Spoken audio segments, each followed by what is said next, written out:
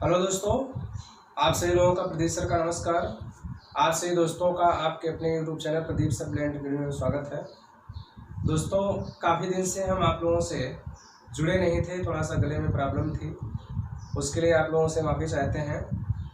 तो प्रॉब्लम की वजह से नहीं आ पा रहे थे, लेकिन अब फिर से परमानेंटली रहेंगे। देखिए दोस्तों, हम लोग अनुपात समानुपात की 2 क्लास पढ़ लिए थे। अब हम लोग तीसरी क्लास पढ़ने चल रहे हैं, जो कि संख्याओं पर आधारित प्रश्न लिखा हुआ है। और भी टॉपिक्स हैं, हम एक एक चीज़ों को बढ़िया तरीके से पढ़ते हुए चलेंगे।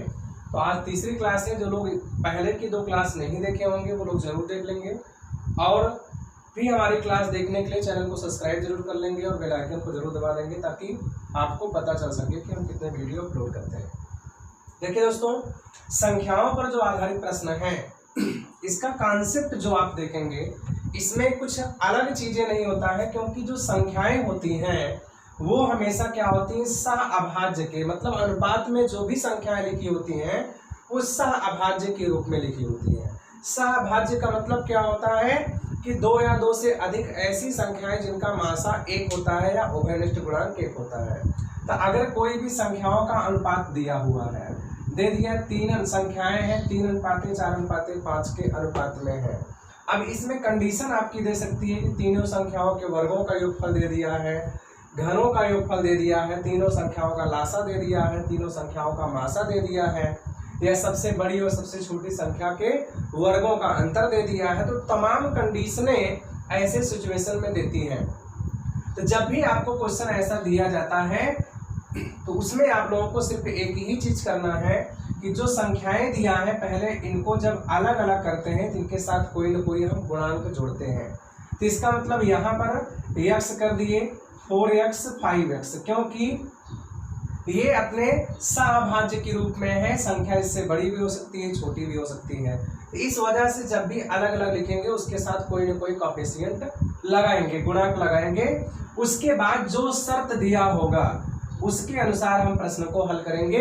शर्त जैसे दिया है कि तीनों संख्याओं के वर्गों का योगफल, तो तीनों का वर्ग करके जोड़ लेंगे। भाई 55 25 से 4 4 16 41 3 3 9 50x² आ गया, बराबर जितना दिया होगा वैल्यू निकालकर x के वैल्यू निकालेंगे, फिर यहाँ सब जगह पर रखकर गुणा कर लेंगे, तीनों संख्याएं ज्ञात हो जाएंगी। हो सकता है तीनों संख्याओं का लासा दे दिया हो, तो इसका मतलब 3x 4x 5x लासा आप लोग पढ़े भी हैं, देख लीजिएगा वीडियो लासा का डाल करके। तो कोई भी कंडीशन दिया है, मासा दिया हुआ है, सबसे बड़ी और सबसे छोटी संख्या के वर्गों का अंतर दिया है, कोई भी कंडीशन दिया है, घनों का योगफल दिया हुआ है, तो सारी चीजें इसमें लगा सकते हैं। 2 संख्याएं दिया हुआ है, इनका अनुपात कुछ दिया है, कह रहा कि इनमें कम से कम या क्या घटा दिया जाए या क्या जोड़ दिया जाए जिससे नया अनुपात कुछ हो जाए। तो तमाम तरीके के क्वेश्चन आपका देता है, तो आप लोगों को इसमें घबराने और परेशान होने की जरूरत नहीं, एकदम सिंपल टॉपिक्स है। तो मैंने अभी चीज बताया है, कुछ एग्जाम्पल के थ्रू हम लोग आपको समझाना चाहते हैं, तो आपको कंफर्म हो जाएगा किस तरीके से क्वेश्चन आते हैं। क्लियर है दोस्तों? तो आइए हम लोग क्वेश्चन पे बात करते हैं। जैसे दोस्तों कि एक क्वेश्चन दिया हुआ है, मैं सिर्फ कॉन्सेप्ट क्लियर करवा रहा हूँ, बाकी आप लोग बुक से एक्सरसाइज करिएगा, समस्या होती कमेंट्स बॉक्स में कमेंट करिएगा। दिया है 2 संख्याएं 3:5 के अनुपात में है, इतने के अनुपात में है। यदि दोनों संख्याओं में 5 घटा दिया जाए, कभी कभी अलग संख्या जोड़ता घटाता है, तो यहाँ दोनों में 5 घटाना है, घटा दिया जाए तो संख्याओं का नया अनुपात 5:9 हो जाता है। तो बड़ी संख्या का मान बताइए। तो कुछ इसमें करना नहीं, सिंपल है दोस्तों। 3:5 को आप 3x और 5x मान लीजिएगा, 3x/5x, अनुपात का मतलब भिन्न होता है। अब दोनों में हमें 5 घटाना है, तो यहाँ -5 करेंगे, यहाँ -5, बराबर में क्या लिखेंगे हम, 5/9। तो कुछ लोग सोचेंगे पहले तो छोटा था, घटाने पर और छोटा होना चाहिए, तो ये अनुपात की कंडीशन है, बड़ा छोटा होता रहता है। 3 मल्टीप्लाई करेंगे तो 27x - 45 बराबर 25x - 25। अब हम क्या करेंगे, x को एक तरफ करेंगे, 25x को 27 में घटाएंगे, 2x बचेगा। अब -45 उधर जाकर +45 हो गया, 45 में आप 25 घटा देंगे तो इसका मतलब 20 हो जाएगा। कैंसिल करेंगे तो x की वैल्यू कितनी आएगी दोस्तों, 10 आएगी। और इसी 10 का हम यहाँ पर मान रखेंगे, छोटी संख्या 30 आएगी, अब बड़ी संख्या 50 आएगी। तो 3 × 10 कर देंगे तो इसका मतलब 30 क्या होगी, छोटी संख्या। अब 5 × 10 कर देंगे तो 50 बड़ी संख्या हो जाएगी। कंफर्म है दोस्तों? इतना क्लियर हो गया है? तो आइए हम लोग एक और देख लेते हैं जोड़ने पर। देखिए दोस्तों, यहाँ पर दिख रहा है कि दो संख्याएं 4:5 के अनुपात में है। यदि पहली संख्या में 6 घटा दिया जाए तथा दूसरी में 5 जोड़ दिया जाए तो नया अनुपात क्या हो जाता है संख्याओं का, 2:3 हो जाता है। तो बड़ी संख्या छोटी संख्या कोई भी पूछ सकता है, यह संख्याओं का योग पूछ सकता है। तो इसके लिए आप लोगों को हर तरीके क्वेश्चन आता है। कुछ लोगों को एकदम से इजी लगेगा कि एकदम से सिंपल क्यों बता रहे हैं, तो हर तरीके का हम क्वेश्चन बताएंगे। सबके लिए हम सबके लिए चल रहे हैं, इसलिए आप लोगों को ये नहीं सोचना है कि बहुत इजी है। तो आपको करना क्या है, इसको 4x और 5x ले लिए। अब उसके बाद यहाँ पर कह रहा है कि पहली में 6 घटा रहे हैं, दूसरे में 5 जोड़ रहे हैं, तो बराबर 2/3 हो जा रहा है। तो 3 चौके 12x हो जाएगा -12, और यहाँ पर क्या हो जाएगा 3 से 18 हो जाएगा, और यहाँ पर 2 पंचे 10x और +10 हो जाएगा। तो अब आपको इधर ले आएंगे तो 2x हो जाएगा, और ये 18 उधर जाकर के +18 10 28 हो जाएगा। अब 28 में 2 से डिवाइड करेंगे तो कितना आएगा 14 आ जाएगा। तो x की वैल्यू 14 है, तो 14 चौके 56, 14 पंचे 70। तो इसका मतलब 4 × 14 करेंगे तो छोटी संख्या 56, अब 5 × 14 करेंगे तो कितना आएगा 70 आएगा। कंफर्म है दोस्तों। तो इस तरीके से जोड़ने घटाने कोई भी क्वेश्चन देता है तो आप लोग आसानी से लगा लीजिएगा। किस तरीके से लगाना है आइए थोड़ा सा और डिफरेंट देखते हैं। देखिए दोस्तों, ये भी उसी तरीके क्वेश्चन है। तो यहाँ कह रहा है दो संख्याएं 9:13 के अनुपात में है, ऐसा लिख लिया। अब यहाँ x नहीं मानना है, क्यों? क्योंकि घटाने वाली संख्या का मान पूछ रहा है तो हम x उसको मानेंगे। अब बराबर नया अनुपात 2/3 हो जाता है, मतलब 2:3 हो जाता है। तो एक मल्टीप्लाई करके x की वैल्यू निकालेंगे। एकदम से इजी क्वेश्चन होता है, बस बता दे रहे हैं क्योंकि हम हर चीजें आपको बताना चाहते हैं, कोई भी पॉइंट छूटेगा। तो यहाँ पर 27 - 3x हो जाएगा, और यहाँ पर 26 - 2x हो जाएगा। तो इसका मतलब 27 में हम 26 ले आकर घटाएंगे, और -3x उधर जाकर +3x, अब बाकी -2x है ही, तो इधर 1 आ रहा है, उधर x आ रहा है। तो इसका मतलब एक घटाने पर, तो कभी कभी जोड़ने की बात कर देता है तो आप इसमें जोड़ दीजिएगा। कंफर्म है। तो ये थोड़ा सा इजी क्वेश्चन थे। अब हम इससे थोड़ा सा और आगे चलते हैं। दोस्तों, अगला क्वेश्चन दिया है कि तीन संख्याएं 3:4:5 के अनुपात में है। यदि इनके वर्गों का योगफल 800 हो तो सबसे बड़ी संख्या का मान बताइए। तो इसका मतलब हम कहेंगे यहाँ पर 3x है, ये 4x है, ये 5x। मैंने शुरू में बता दिया है, अनुपात दिया, उसको अलग अलग करेंगे तो ऐसा लिखेंगे ABCDXYZ, कुछ भी आप लगा सकते हैं, लेकिन सजाती होना चाहिए। तो इसका वर्ग करेंगे तो 9x² आएगा, इसका वर्ग करेंगे 16x², इसका वर्ग करेंगे 25x²। जो प्रश्न कहेगा उसके अकॉर्डिंग आपको चलना है। 25 16 41 9 50x² बराबर में कितना आ गया 800 आ गया। 0 से 0, 16 पंचे 80x² इक्वल टू 16 है। तो x की वैल्यू कितनी निकल के आई दोस्तों 4, स्क्वायर रूट लेंगे तो जब x की वैल्यू 4 आई, सबसे बड़ी संख्या क्या है 5x है, तो इसका मतलब 5 × 4 कर देंगे तो बराबर 20 हो जाएगा। बीच वाली मध्य वाली संख्या पूछा होता है 4 × 4 कर देते तो कितना आ जाता है 16। छोटी संख्या पूछा होता है 3 × 4 कर देते तो 12 आ जाता है। ये तीनों संख्याएं आ गया है। कभी कभी रहता है सबसे बड़ी और सबसे छोटी में अंतर बताइए, मध्य वाली संख्या और सबसे छोटी वाली संख्या का योगफल बताइए। तो जो इसके बाद कंडीशन लगाएगा आप उसको आसानी से हल कर लेंगे। इतना क्लियर है। जैसे इसी में दे दिया था घर की कंडीशन दे देता, तो हमने यहाँ पर लिख दिया कि तीन संख्याएं 1:2:3 के अनुपात में है। यदि इनके घनों का योगफल हमने लिख दिया, इनके घनों का योगफल मान लेते हैं, हमने लिख दिया 288 हो तो सबसे बड़ी संख्या का मान बताइए। तो इसके लिए दोस्तों आपको करना कुछ नहीं है, यहाँ घनों की कंडीशन दिया है तो सबका क्यूब करके हम क्या कर लेंगे जोड़ लेंगे। तो यहाँ पर आप देखेंगे तो इसको x मानेंगे, इसको 2x मानेंगे, इसको 3x मानेंगे। x का क्यूब भाई हम प्रश्न के अनुसार चल रहे हैं। 2x का होल क्यूब करेंगे तो 8x क्यूब हो जाएगा। 3x का होल क्यूब करेंगे 3 का 27 होता है, बाकी x क्यूब बराबर 288। क्वेश्चन पूछा हुआ है तो क्लास में पढ़ाया हुआ था। तो 27 8 35 36 x क्यूब बराबर 288। तो यहाँ भाग करेंगे तो x क्यूब बराबर 8 बार जाएगा, 36 8 288 हो जाएगा। तो इसका मतलब यहाँ पर क्या लिखेंगे, देखिए हम देख ले रहे हैं 8 से 48 की 8 हो जाएगा, 8 24 और 28 हो रहा है। तो x क्यूब बराबर 8, तो हम इसका क्यूब रूट निकालेंगे तो क्या निकल के आएगा घनमूल 2। जब x की वैल्यू 2 आ गई तो बड़ी संख्या आपको बताना है, तो बड़ी संख्या की बात कर रहा है तो कहेंगे कितना आप 3 दूना 6 हो जाएगा। सबसे छोटी कहेगा 2 ही होगा, मध्य वाली संख्या 4 होगा। तो 6 का क्यूब 216, 2 का क्यूब 4 क्यूब 64, 2 का क्यूब 8, 216 में 64 जोड़ेंगे 280, 8 जोड़ देंगे 288 हो जाएगा। तो इस तरीके से कोई भी क्वेश्चन आपका देता है तो उसके अकॉर्डिंग आप आसानी से क्वेश्चन को लगा सकते हैं। कंफर्म है, हम धीरे धीरे आगे की ओर बढ़ रहे हैं, हर तरीके के क्वेश्चन को बताएंगे। कुछ लोग नॉर्मल क्वेश्चन बताकर खत्म कर देते हैं 10, 15, 20 मिनट में, तो हम हर तरीके के क्वेश्चन बताएंगे। इसीलिए मैंने कुछ लोग सोच रहे हैं बहुत इजी एकदम आसान है, तो आप शुरू से अंत तक वीडियो देखिएगा, तभी आपको मजा आएगा कि कितने सरल से हम कठिन तक के क्वेश्चन बताए हैं। क्लियर है दोस्तों? तो अभी तो इजी ही लग रहा होगा, तो अभी 2-4 क्वेश्चन के बाद कुछ टफ क्वेश्चन भी हम चर्चा करेंगे। तो आइए देखते हैं कुछ आगे। देखिए दोस्तों, अगला क्वेश्चन दिया कि 3 संख्याएं 4:5:6, 2 संख्या 3 संख्या 4, 5 जितनी भी संख्याएं हो उससे मतलब नहीं है, सिर्फ कॉन्सेप्ट क्लियर होना चाहिए आपका। तो कह रहा 3 संख्याएं 4:5:6 के अनुपात में है, यदि इन संख्याओं का लासा 300 हो तो मध्य की संख्या बताइए। तो आप लोगों को दोस्तों देखना है कि यहाँ 4x लिखा है, ये 5x करेंगे, इसको 6x। इन तीनों का अगर एलसीएम निकालेंगे तो 4, 5, 6 का एलसीएम 60 होता है। मैंने बताया हुआ लासा कैसे निकालना है। x तीनों में कॉमन है, तो ऐसा नहीं कि x क्यूब कर देंगे तो गुणा हो जाएगा, ठीक है। और सबका गुणा नहीं करना है, एलसीएम दिया हुआ है तो 60x आएगा। इसके बराबर में हम 300 कर लेंगे, 0 0 कैंसिल हो रहा है, x की वैल्यू 5 हमने निकाल लिया। क्लियर है? तो लासा निकाले तो लासा के बराबर हमने 300 लिख करके हल कर दिया, तो x का वैल्यू 5 आ गया। तो मध्य की संख्या आपसे पूछ रहा है, तो मिडिल नंबर क्या हो जाएगा, बराबर 5x है तो 5 × 5 बराबर 25 हो जाएगा।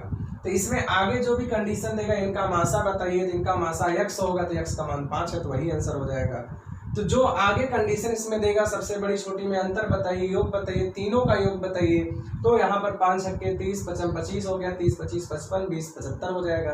तो इस तरीके से जो भी कंडीशन इसमें देगा उसको आप लोग आसानी से लगा लीजिएगा। इसी में अगर दे दिया होता कि 3 संख्याएं, मान लेते हैं हमने यहाँ पर लिख दिया है कि 3 संख्याएं 6:8:9 के अनुपात में है, यदि इन संख्याओं का मासा हमने दे दिया, तो मासा तो भाई क्या होता है, सभी में कॉमन होता है, तो मासा मैंने 4 लिख दिया हो। तो यहाँ पर मध्य की संख्या पूछा होता, तो इसका मतलब क्या है कि यहाँ पर 6x लिखते, 8x लिखते, 9x लिखते। अब मासा में जो सब में उभयनिष्ठ होता है, कॉमन होता है, वही आपका क्या होता है, मासा होता है। जिसका मासा कितना आएगा, x ही आएगा। और इसी x की वैल्यू कितना दिया हुआ है दोस्तों, 4 दिया है। तो हमें x की वैल्यू जब 4 आ गया तो 4 8 32, 4 9 36, 4 6 24, जो आगे कंडीशन लगाएगा लगा लेंगे। मान लीजिए यहाँ पर आपका सहभाज्य के रूप में ना देकर के यहाँ 10x ले दिया होता, 10 लिया होता, तो 6, 8, 10 में क्या कंडीशन आती थी, यहाँ 10x आप मानते, छोटा भी कर सकते थे। तो इसका एलसीएम 6x, 8x, 10x में जो मासा निकलेगा, एचसीएफ निकलेगा, वो कितने निकलेगा दोस्तों, 2x निकलेगा। तो ऐसा भी कभी कभी आपको दे देता है, तो कुछ लोग सोचते हैं x ही हमको लेना है, तो सब में x कॉमन है तो x है, बाकी 2 भी कॉमन है सब में, तो मासा निकालना आता है, तो उसके अकॉर्डिंग आप क्वेश्चन को लगा सकते हैं। कंफर्म है? आइए हम थोड़ा सा और आगे चलते हैं। जैसा दोस्तों यहाँ पर दिया है आपका क्वेश्चन की 2 संख्याओं का योग और अंतर क्रमशः 54 और 36 है, तो दोनों संख्याओं में अनुपात बताइए। तो आप लोग कहेंगे भाई 2 संख्याओं का योग, तो आप x + y मान सकते हैं, पहली संख्या x दूसरी y, और अंतर बराबर 36, इतना आप लिख लिए दोस्तों। छोटी बड़ी संख्या होगी तभी आपका, तो यहाँ 54 हमने लिख दिया। तो आप विलोपन विधि से इसको हल करेंगे तो यहाँ पर 36 54 कितना हो जाएगा, 90 हो जाएगा। भाग करेंगे तो x की वैल्यू कितना आ गया, 45 आ गया। अब 45 में जब 9 जोड़ेंगे तभी तो 54 आएगा, तो y की वैल्यू 9 आ जाएगी भाई, 45 + 9 बराबर 54 होगा। तो अब आपसे दोनों में अनुपात पूछ रहा है, तो 45:9 करेंगे तो कितना आ जाएगा, 5:1 ये बन रहा है। लेकिन इसी चीज को और आप जल्दी लगाना चाहते हैं तो क्लियर हो गया होगा, आप लोगों को समझ में आ गया होगा। अगर इसी चीज को और जल्दी लगाना चाहते हैं तो किस तरीके से लगाएंगे, मतलब आपको हल ना करना पड़े, डायरेक्ट आंसर बता दीजिए। यदि हम कह देते हैं यदि योग a हो तथा अंतर b हो, अंतर b दिया हो, यदि योग a तथा अंतर b दिया हो, तो दोनों संख्या में अनुपात की जो बात हम करेंगे, एकदम सिंपल कर रहे हैं। बराबर क्या लिखेंगे, अनुपात की बात कर रहे हैं, बाकी अलग अलग संख्या निकालना होगा तो बेस ही लगाना पड़ेगा। तो a प्लस बी और अनुपाते a माइनस बी, ये हमेशा आपको करना है। इसका मतलब एक बार दोनों को जोड़ देना है, एक बार दोनों को घटा देना है। तो इसका मतलब क्या लिखेंगे, 54 अब प्लस 36। ये चीज आया कहाँ से, बेस से ही आया हुआ है। एक बार 54 माइनस 36 जोड़ेंगे तो यहाँ 90 और यहाँ पर कितना आ जाएगा दोस्तों, 54 36 में 18 आएगा। काटेंगे तो 5 अनुपाते 1। क्लियर है। वहां भी एक बार जोड़ के आधा कर देंगे तो a का मान आ जाएगा, जोड़ करके घटा के आधा कर देंगे तो b का मान आ जाएगा। तो वही चीज यहाँ डायरेक्ट समझाया गया है। तो इसी तरीके से अगर दे देता कि दो संख्याओं का योग दे देता है, मान लेते हैं दो संख्याओं का योग 44 है अंतर 4, तो दोनों संख्याओं में अनुपात बताइए। तो 44 4 48 लिख देते और 44 में 4 गए 40 लिख देते। तो यहाँ पर 8 6 48 8 5 40 6 अनुपाते 5 का अनुपात आ जाता है। कंफर्म है दोस्तों। तो ये बड़ा इजी है, तो इस तरीके से आप लोग आसानी से लगा लीजिएगा। आइए और थोड़ा सा बड़े क्वेश्चन देखते हैं। देखिए दोस्तों, यहाँ पर दिया है कि 200 ग्राम की एक मिश्र धातु में जस्ता और तांबा 5:3 के अनुपात में है। इसमें कितने ग्राम तांबा मिलाया जाए जिससे नया अनुपात 3:5 हो जाए। तो आप लोगों को कुछ करना नहीं है दोस्तों। 200 ग्राम को 3:5 में तोड़ेंगे तो 5 3 8 हो गया। 8 से भाग करेंगे तो 25 बार जाएगा। तो इसका मतलब ये 25 3 75 ग्राम हो गया और ये 25 पंचे 125 ग्राम हो गया। अलग अलग निकाल लेंगे आप लोग, सिंपल है। 5 3 8, 8 से भाग करेंगे 25 बार, 25 3 75, 25 पंचे 125, इतना आ गया। अब यहाँ पर 75 अब बटे में 125 आप कर लेंगे, एकदम सिंपल, जैसे भी जोड़ने घटाने की बात किए थे। अब इसमें कितने ग्राम तांबा मिलाया जाए, तो इसका मतलब तांबा बाद में है, तो हमें तांबा अकेले मिलाना है और बराबर कितना अनुपात हो जाए, 3/5 हो जाए। तो अब ये काट भी सकते हैं आप, यहाँ पर 3 से भाग करेंगे 25 तो 25 पंचे 125 हो जाएगा। 3 से भाग करेंगे तो 25 बार जाएगा, 1 मिनट, 3:5। दोस्तों ये चीज क्या है, आपका 5:3 है, इसलिए गलत हुआ है। तो ये 5:3 है, सॉरी, तो 5:3 है। तो इसका मतलब ये 125 ये हो जाएगा और ये 75 हो जाएगा। तो इसमें थोड़ा सा मिस्टेक हो गया था लिखने में। तो 200 ग्राम क्या था, मिश्र धातु की जस्ता तांबा 5:3 के अनुपात में थे। अब कह रहा कितना ग्राम तांबा मिलाया जाए जिससे 3:5 मतलब उल्टा हो जाए। तो ये तो सही है। तो यहाँ पर आप क्या कर लेंगे दोस्तों, 125 तो ऊपर लिखेंगे ही और नीचे कितना लिखेंगे, 75 प्लस x, क्योंकि यहाँ पर तांबा अभी कम है, कुछ बढ़ाया जाएगा। तो अब यहाँ पर हम इसको काटेंगे नहीं, क्योंकि कटेगा नहीं, 3 से 125 ऐसे रहने देंगे। तो 125 का हम 5 बार गुणा करेंगे 625 हो जाएगा और 75 3 कितना हो जाएगा, यहाँ पर 225 हो जाएगा। अब प्लस 3x हो जाएगा और यहाँ 625 हो जाएगा। अब 225 इधर घट जाएगा तो इसका मतलब कितना आ जाएगा, 400। 400 में जब हम x से भाग करेंगे तो कितना आ जाएगा दोस्तों, 133 सही 1/3 ग्राम। क्लियर है, ये आंसर दे रहा है, एग्जाम में आया हुआ है। तो इस तरीके से आप लोग क्वेश्चन को लगाएंगे। इसी में आपका दूध और पानी से संबंधित भी क्वेश्चन दे देता है कि किसी बर्तन में दूध और पानी का मिश्रण भरा हुआ है, तो थोड़ा सा मिश्रण से रिलेटेड है लेकिन अनुपात दिया हुआ था, जिनकी मात्राओं में इतने का अनुपात है। इसमें से गर्म करके कितना पानी उड़ा दिया जाए जिससे ये नया अनुपात आ जाएगा। फिर आपसे कह सकता है कि कितना पानी मिला दिया जाए या दूध मिला दिया जाए तो नया अनुपात आ जाएगा। तो उसके लिए आप लोग कुछ करना नहीं है, जैसे यही दे दिया था 50 लीटर दूध और पानी का मिश्रण है, जिसमें कह दिया आपसे कि मिल्क और वाटर में कितने का अनुपात है, 3:2 का अनुपात है। इसका मतलब ये 30 लीटर है और ये 20 लीटर है। अब आपसे कह रहा है कि इससे दूध को गर्म करके इसमें से कितने लीटर पानी उड़ा दिया जाए जिससे नया अनुपात 5:3 हो जाए। तो इसका मतलब क्या हो जाएगा दोस्तों, आप लोगों को कुछ करना नहीं, अलग अलग मात्रा निकालें, सेम उसी तरीके से है। ये चीज निकाल लिए हैं, कितना पानी उड़ा दिया जाए तो -x कर दिए जिससे 5:3 का अनुपात हो जाए। कंफर्म है दोस्तों। तो यहाँ पर हम काट देंगे, 3 6 18, 6 18 हो जाएगा, 5 6 30, तो 20 - x बराबर 18। तो x की वैल्यू 2 लीटर उड़ाने पर। मिलाने की बात करेंगे तो हम प्लस करेंगे, जो भी मिलाने की बात करेंगे। तो ऐसा जो भी क्वेश्चन आपसे दिया जाएगा आसानी से आप लोग लगा लीजिएगा। क्लियर है दोस्तों। तो इससे रिलेटेड क्वेश्चन आप लगा लीजिएगा, सिंपल है, थोड़ा मिश्रण से रिलेटेड है। और हम थोड़ा सा कठिन क्वेश्चनों की चर्चा करते हैं। देखिए दोस्तों, ये भी क्वेश्चन थोड़ा सा काफी इंपॉर्टेंट है, कई बार पेपरों में पूछा भी है और आगे भी पूछ सकता है, इसलिए आप लोग देखते रहिएगा। इससे रिलेटेड कई बार कई तरह के क्वेश्चन आता है। कह सकता है कि पेंसिल दे सकता है, किताब दे सकता है और कोई वस्तु दे सकता है कि मूल्यों में अनुपात दे दिया है, सभी के मूल्य में कुछ वृद्धि या कमी कर दिया जाए तो नया अनुपात हो जाता है, तो आपसे अलग अलग मूल्य पूछ सकता है। तो इसमें आपको जब भी ऐसा क्वेश्चन देता है दोस्तों, तो यहाँ पर दिया हुआ है क्या, 2:3:5। तो इसको हमने बताया शुरू में ही कि आपको इस तरह के क्वेश्चन में हमेशा क्या करना है, अलग करने पर कोई न कोई कोएफिशिएंट लगा लेना है। इतना करने के बाद किसी भी दो पद को लेकर के हम हल करते हैं, चाहे आप पहले दूसरे के लीजिए, चाहे पहले तीसरे से लीजिए, चाहे दूसरे तीसरे से करिए, किसी भी दो पद को लेकर हल करते हैं। मान लिया आप पहले दूसरे से लगा रहे हैं तो 2x/3x ले लेंगे, फर्स्ट सेकंड से लगा रहे हैं। अब कह रहा है कि प्रत्येक कक्षा में 40 विद्यार्थी बढ़ा दिए जाते हैं, तो हम यहाँ भी 40 बढ़ाएंगे और यहाँ भी 40 बढ़ाएंगे।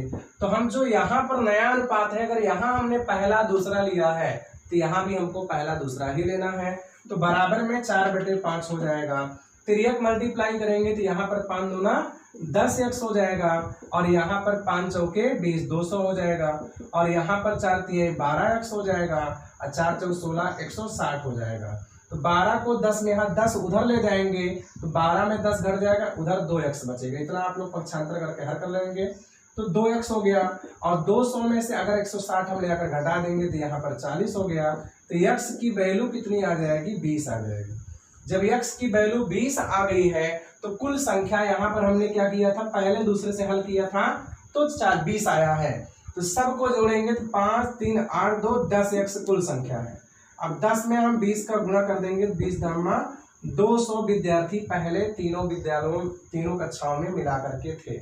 कुछ लोगों को दिमाग में होगा अगर दूसरे तीसरे से हल करते तो क्या डिफरेंट आता, तो डिफरेंट नहीं आएगा, हम लगा कर दिखा दे रहे हैं आप लोगों को। दूसरे तीसरे से लगाएंगे 3x/5x, कोई भी दो पद हल करेंगे लेकर के। अब 40 बढ़ाएंगे तो हम ऊपर भी 40 प्लस कर दिए, नीचे भी 40 प्लस कर दिए।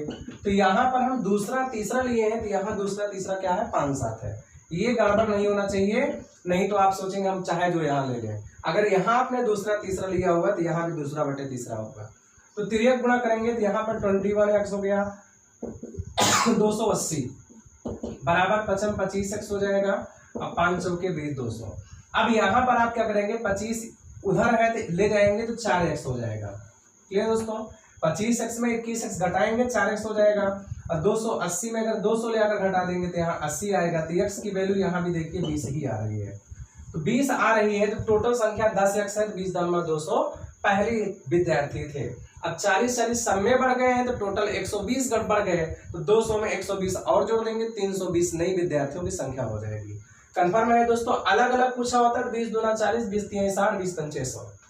क्लियर है। नई स्थिति में पूछा होता विद्यालय दूसरे वाले कक्षा में तो 20 तिया 60 था, 40 बढ़ा दिए 100, 20 पंचे 100 था, 40 बढ़ा दिए 140, 20 दूना 40, 40 बढ़ा दिए 80।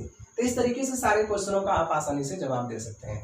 कंफर्म है, हम एक क्वेश्चन पे सारी चीजें इसलिए बता दे रहे हैं ताकि आपको सारी चीजें क्लियर हो जाए, कोई भी क्वेश्चन इसमें पुटअप करें तो आप उसको आसानी से लगा सकें। क्लियर है दोस्तों।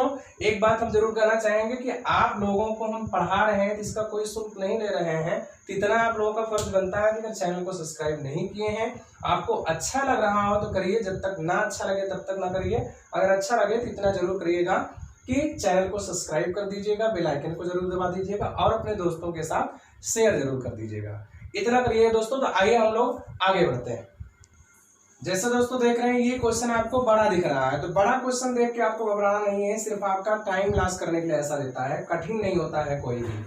एक पुस्तकालय में अंग्रेजी, हिंदी एवं उर्दू भाषाओं में जो पुस्तकें हैं उनकी संख्याओं का अनुपात 15:18:4 है। तो इसका मतलब ये 15x हो गया, ये 18x हो गया। मैंने सबके लिए पहले ही कॉन्सेप्ट बताया कि कभी भी ऐसा देगा तो अलग अलग कर लीजिए। इतना है। यदि हिंदी भाषा की पुस्तकें अंग्रेजी भाषा की पुस्तकों से 150 अधिक है, तो ये हिंदी आपकी है और ये इंग्लिश है, तो हिंदी वाला अंग्रेजी से कितना ज्यादा है, 150। तो इन दोनों का डिफरेंस अगर देखेंगे तो 18x और 15x में कितने का डिफरेंस है, 150 का। ये दिया है और 3x बराबर 150 आप कर लिए, तो x की वैल्यू कितनी आ गई दोस्तों, 50 आ गई। कंफर्म है। तो आगे पूछा हुआ 150 अधिक हो तो पुस्तकालय में कुल पुस्तकों की संख्या बताइए। तो 15, 18, 33, 33 में 4 जोड़ेंगे कितना हो जाएगा 37x। अगर हम 37 में 50 का गुणा करेंगे तो इसका मतलब 37 का आधा कितना होता है 1850 होता है। कंफर्म है? तो इस तरीके से क्वेश्चन को आप लगा सकते हैं। तो 18x इससे कितना ज्यादा है 3x ज्यादा है और वही 3x बराबर 150 दिया है। तो एकदम से इजी था, क्लियर हो गया होगा। आइए हम लोग आगे देखते हैं। जैसे दोस्तों कुछ क्वेश्चनों की अगर लिखा हुआ है उसको हम डायरेक्टली हल करते हैं। कोई बता रहा है कि किसी विद्यालय में 1500 विद्यार्थी हैं, मान लीजिए कोई बोल रहा है आप वो सुन रहे हैं, तो कैलकुलेट कैसे करेंगे। क्वेश्चन मान नहीं लिखा हुआ मैंने, करा किसी विद्यालय में 1500 विद्यार्थी हैं जिसमें लड़के एवं लड़कियों की संख्या में कितने का अनुपात दिया हुआ है 11:4 का। तो 15 को 11:4, तो 11 4 15, 15 से भाग करेंगे 1500 100 बार जाएगा। तो इसको आप 1100 बना लीजिएगा, इसको क्या बना लीजिएगा 400 बना लीजिएगा। कंफर्म है? करा कुछ लड़कियों ने और इसमें एडमिशन लिया या दाखिला लिया तो इनका अनुपात 11:7 हो जाता है। तो इसका मतलब फिर से 11:7 हो रहा है। तो यहीं पर आप क्या कर दे रहे हैं 300 जोड़ दे रहे हैं, तो अपने आप 1100:700 आ जा रहा है। तो 11:7 हो जाएगा। अगर नहीं भी आता है आपको हल करना, कुछ चले जाते हैं लड़के और लड़कियों में से, तो 1100 में आपको कुछ नहीं करना है। लड़कियों ने कुछ एडमिशन ले लिए तो x बराबर अब 11:7 हो जा रहा है। तो भाग करेंगे तो यहाँ पर 100 बार गया, 100 का 300 गुणा करेंगे 700, तो 400 में कितना जोड़ देंगे 700 हो जाएगा, तो 300 हो जाएगा। तो एकदम ओरली आप क्या कर सकते हैं क्वेश्चन को फास्ट तरीके से लगा सकते हैं। तो ये एकदम सिंपल तरीके हैं। जब ऐसा कोई क्वेश्चन देगा तो मैंने लिखा नहीं, बस इसे बताया हुआ जनरली कि कोई क्वेश्चन आता तो कैसे लगाएंगे। क्लियर है? तो आइए देखते हैं थोड़ा सा एक आध दो क्वेश्चन और। देखिए दोस्तों ये क्वेश्चन आपका काफी इंपॉर्टेंट है, बहुत स्टूडेंट नहीं लगा पाते हैं लेकिन एकदम से इजी है। दिख रहा है कि हीरे का मूल्य उसके वजन के वर्ग का समानुपाती है। तो इसका जो मूल्य है उसके वजन के वर्ग का समानुपाती है। तो जो मूल्य है कहेंगे हम भार बराबर मूल्य का स्क्वायर। क्लियर है? कंफर्म है? इसका मतलब जो भार है उसी का वर्ग कर देंगे तो उसका मूल्य हो जाएगा। क्लियर? तो कह रहा है कि हीरे का मूल्य उसके वजन के वर्ग का समानुपाती मतलब बराबर है। एक व्यक्ति हीरे को 3:2:1 के अनुपात में तोड़ देता है जिससे उसे 46 रुपए की हानि होती है। तो हीरे का प्रारंभिक मूल्य या बिना टूटे हुए हीरे का मूल्य बताइए। तो हम यहाँ पर लिखेंगे दोस्तों प्रारंभिक वजन। प्रारंभिक वजन कितना था? तो यहाँ पर 3 + 2 + 1 बराबर मान लेते हैं 6 यूनिट था या 6 ग्राम था, कुछ भी आप मान लीजिए। यहाँ सपोज दैट ये उसका वजन था, हमने x नहीं माना है क्योंकि वो कैंसिल हो जाए, कोई मतलब निकलेगा नहीं। तो प्रारंभिक वजन यहाँ पर क्या हो गया दोस्तों 6 यूनिट। अब कह रहा है वजन का वर्ग कर देते हैं तो उसका मूल्य आ जाता है। तो प्रारंभिक यहाँ पर लिखेंगे हीरे का हम लिख देते हैं, हीरे का प्रारंभिक वजन 6 यूनिट था और यहाँ हमने लिख दिया हीरे का प्रारंभिक मूल्य लिखेंगे। तो मूल्य का मतलब भार का वर्ग कर देंगे तो मूल्य निकल आएगा। क्लियर है? तो यहाँ पर यही चीज देखना है।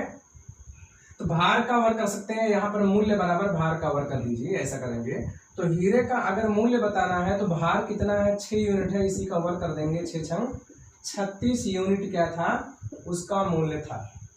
कंफर्म है दोस्तों? अब आपसे कह रहा है कि टूटने के बाद 3:2:1 के अनुपात में हो जाता है टूटने पर।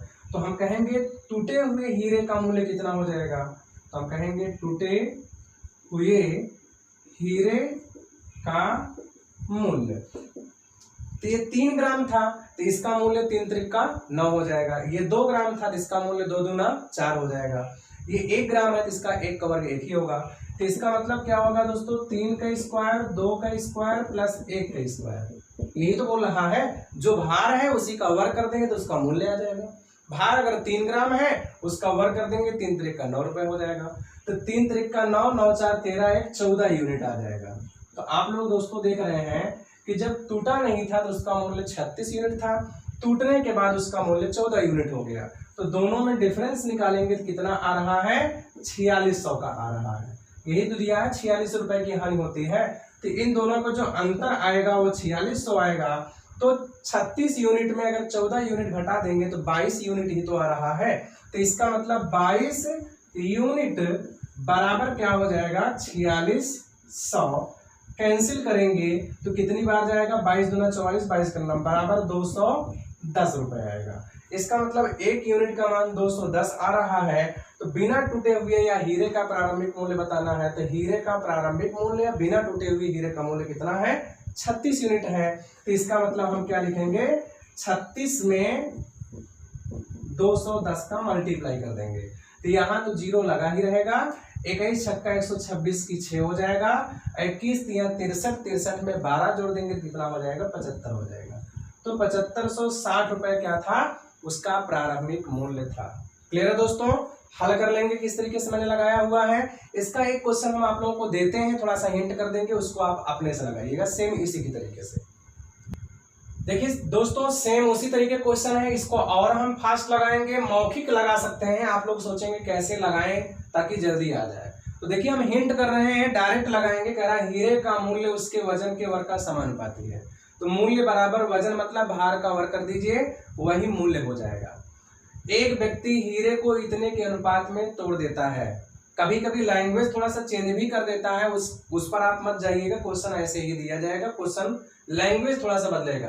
तो एक व्यक्ति हीरे को इतने के अनुपात में तोड़ देता है जिससे उसे 70,000 रुपए की हानि होती है। तो हीरे का प्रारंभिक मूल्य या बिना टूटे हुए हीरे का मूल्य बताइए। तो इसको ओरल कैसे लगाएंगे। तो आप शुरू में इसका वजन देखेंगे कितना है 4 3 7 2 9 1 10 यूनिट भार है शुरू में। तो इसका मतलब 10 यूनिट हो जाएगा मूल्य। तो प्रारंभिक भार 10 यूनिट और उसका वर्ग कर देंगे तो मूल्य कितना हो जाएगा दोस्तों 100 यूनिट। क्लियर है इतना। अब उसके बाद कह रहा है टूटने के बाद ये वजन हो गया है 4 ग्राम 3 ग्राम 2 ग्राम 1 ग्राम। तो अब 4 का स्क्वायर 3 का स्क्वायर 2 का स्क्वायर 1 का स्क्वायर करेंगे तो 4 का स्क्वायर 16 3 का स्क्वायर 9 16 9 25 25 4 29 29 1 30।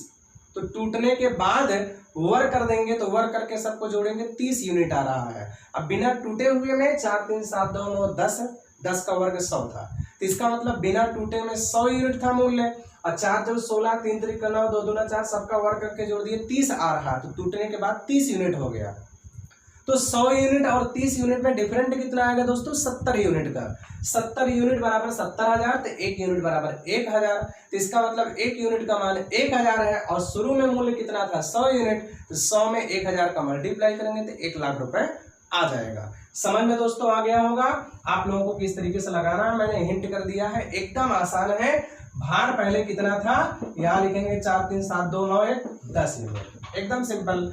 और मूल्य इसका प्रारंभिक मूल्य देखेंगे तो कितना आएगा 10 यूनिट, एकदम सिंपल बता रहे हैं। अब उसके बाद यहाँ पर हम लिखेंगे नया मूल्य की बात अगर करेंगे तो 1 का स्क्वायर 2 का स्क्वायर 3 का स्क्वायर 4 का स्क्वायर सब का स्क्वायर करके जोड़ेंगे 30 यूनिट आएगा। क्लियर है। तो दोनों का डिफरेंट कितना आ रहा है 70 यूनिट का घाटा हो रहा है। तो 70 यूनिट का घाटा बराबर इतना हो जाएगा। यस, कभी कभी 70,000 रुपया कम मिलता है तो वही चीज कम हो गया। तो इसका मतलब 1 यूनिट बराबर 1,000 तो 100 यूनिट बराबर 100,000 मतलब 1 लाख रुपए। क्लियर है। एक इसमें और बहुत इंपॉर्टेंट क्वेश्चन आता है, हम चर्चा कर दे रहे हैं, जो आपका उत्तरी और दक्षिणी गोलार्ध से संबंधित देता है। तो वो लास्ट क्वेश्चन आज का होगा, उसके बाद हम आगे कल चलेंगे। तो आइए देखते हैं लास्ट क्वेश्चन। देखिए दोस्तों ये क्वेश्चन दिया हुआ है, बहुत स्टूडेंट क्लास पीरियड में पूछते थे कि सर ये क्वेश्चन बता दीजिए, नहीं आ रहा है, बुक में बहुत विस्तार दिया है, ये कहीं और हम पढ़े हुए थे, बहुत लेंदी बताया, समझ में नहीं आया था।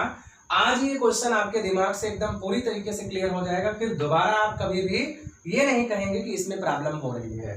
तो बस इस क्वेश्चन को देखेंगे। कह रहा है कि संपूर्ण पृथ्वी पर भूमि और जल के क्षेत्रफलों में 1:2 का अनुपात है। यदि उत्तरी गोलार्ध में यह अनुपात 2:3 हो तो दक्षिणी गोलार्ध में भूमि और जल के क्षेत्रफलों में क्या अनुपात होगा। तो संपूर्ण पृथ्वी की बात कर रहा है, तो पूरे पृथ्वी पर क्या है, भूमि और जल है। कंफर्म है दोस्तों। तो अब यहाँ पर आपको देखना है कि 1:2 जो दिया हुआ है ये क्या है, संपूर्ण पृथ्वी पर भूमि और जल है। ठीक है, मतलब कहाँ पर भूमि है, कितने भाग में जल है। तो इसका मतलब हम यहाँ पर ऐसे लिख लेते हैं, बस 3 लाइन में उत्तर आप बताएंगे, एकदम कॉन्सेप्ट क्लियर हो जाएगा। भूमि अनुपाते जल बराबर 1:2 मान लीजिए।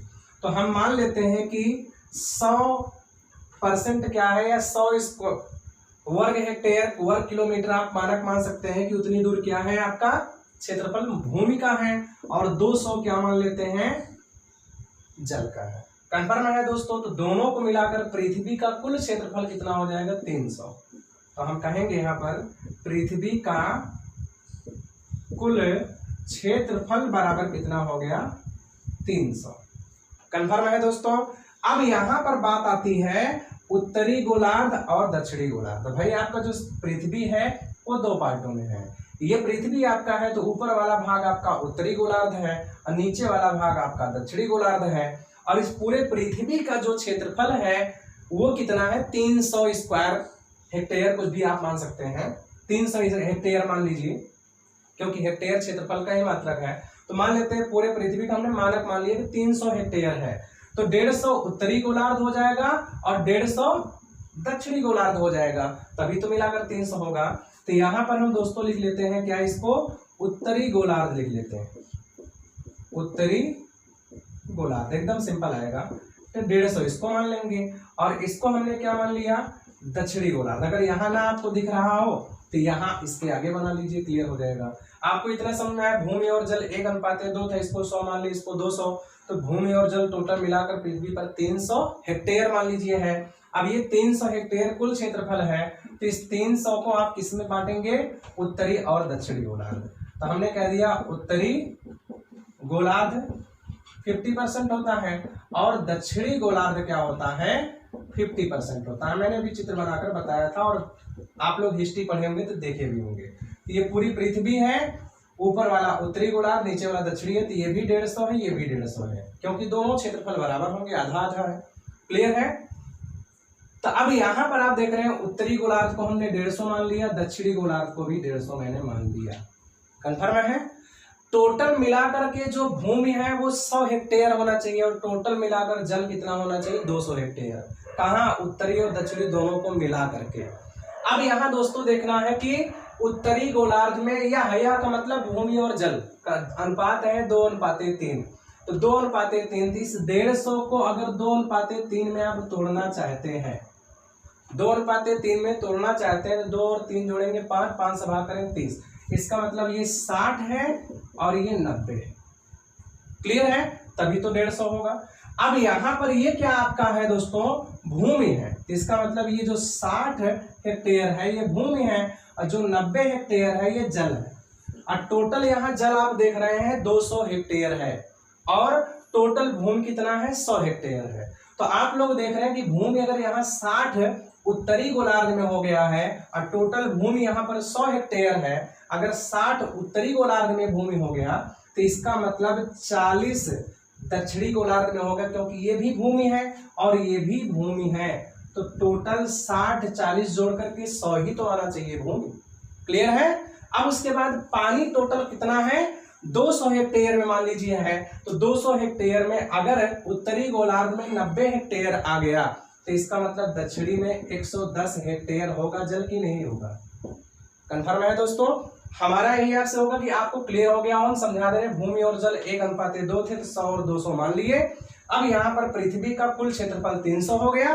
300 उत्तरी और दक्षिणी मिलाकर के है तो इसका मतलब कुल क्षेत्रफल 300 हो गया। उत्तरी भी 150, दक्षिणी भी 150। लेकिन टोटल जो पानी है वो 200 हेक्टेयर में है और भूमि कितना है 100 हेक्टेयर में है, जिसमें से उत्तरी गोलार्ध में भूमि 60 हेक्टेयर में है। तो जब 60 हेक्टेयर उत्तरी गोलार्ध में है 40 अपने से मान लीजिए, क्योंकि 100 हेक्टेयर होना चाहिए भूमि, और 200 हेक्टेयर पानी है तो इसका मतलब 200 हेक्टेयर में पानी है तो 90 हेक्टेयर अगर उत्तरी गोलार्ध में आ रहा है तो 110 इधर मानना पड़ेगा, तभी 90 और 110 जोड़ेंगे 200 हेक्टेयर जल हो रहा है, 60 और 40 जोड़ेंगे 100 हेक्टेयर पानी मतलब भूमि हो रहा है। कंफर्म है दोस्तों। तो उम्मीद करते हैं आपको ये वीडियो अच्छा लगा होगा, पसंद आया होगा। अगर आपको अच्छा लगा है, पसंद आया हुआ है तो आप चैनल को सब्सक्राइब जरूर कर लेंगे और बेल आइकन को जरूर दबा देंगे और अपने दोस्तों के साथ शेयर जरूर कर देंगे। अगर कोई त्रुटि है, कोई दिक्कत है तो उसके लिए आप लोग कमेंट्स बॉक्स में कमेंट जरूर कर दिएगा। तो आज इतना हम क्लियर कर लिए हैं। हम अगली क्लास में और अच्छा पढ़ाने का प्रयास करेंगे और अच्छा टॉपिक्स भी है। तब तक के लिए नमस्कार, धन्यवाद, जय हिंद।